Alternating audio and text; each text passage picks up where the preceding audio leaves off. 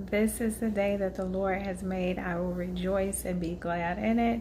I knew that I was forgetting something at the end, and I was trying to remember what. And just as I laid down, it came back to me.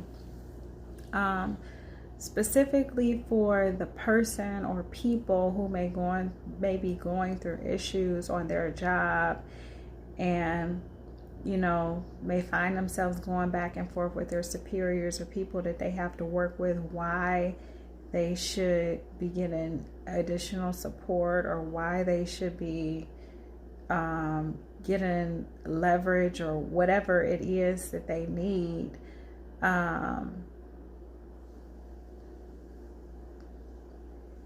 Not only is the Lord saying that if you will bring everything to Him, including that what you can't get them to do because of your works, He can move upon their heart to do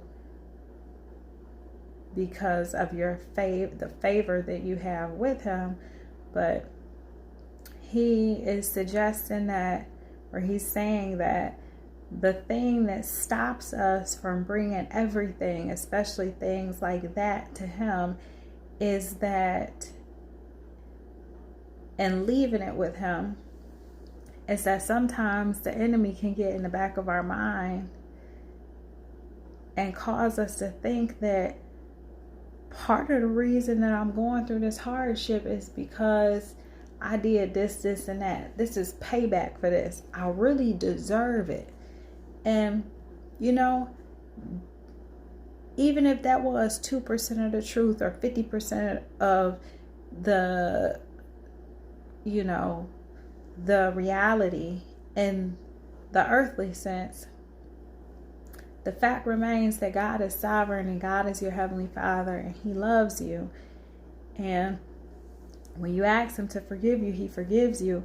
And He's not deceptive like the enemy. He doesn't look for opportunities down the road to come back and say, hey, remember when you did this? This is why you're going through that. He's not like that. When we ask Him for forgiveness, He forgives us.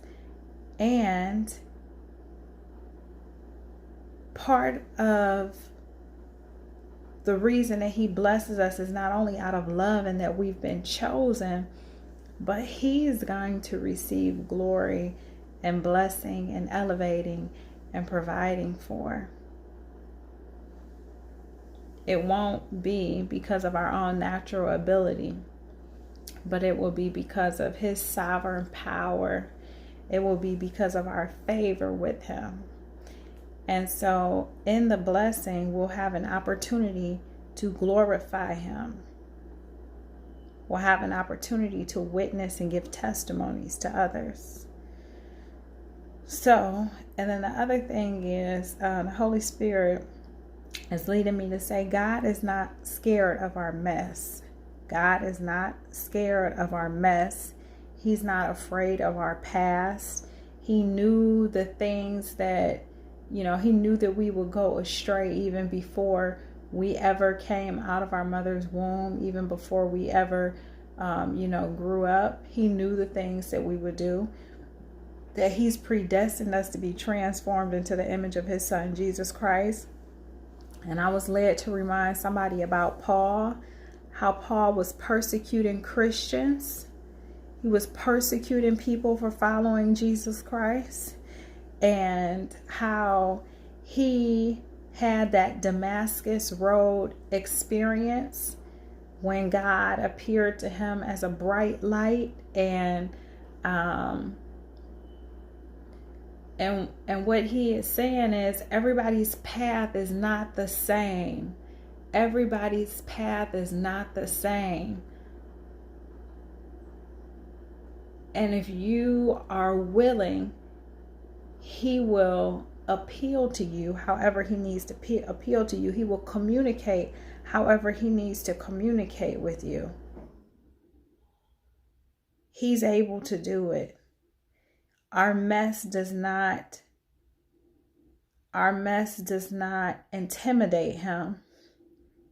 Our mess does not intimidate Him. There's nothing too bad that you've done. There's nothing too bad that you've done.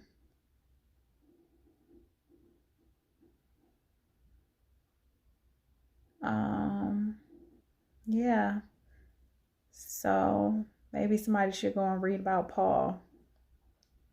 Paul or Saul before he became Paul. All right. So have a good night.